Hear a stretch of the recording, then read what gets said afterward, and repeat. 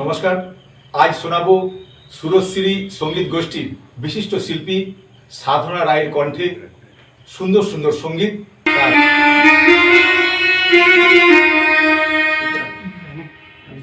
আমি স্বপ্নে তোমায় দেখেছি, মরিনি সে তোমার সজ্জায়, মন বলে ভালোবেসেছি, আখি বলিতে পারিনি লজ্জায়।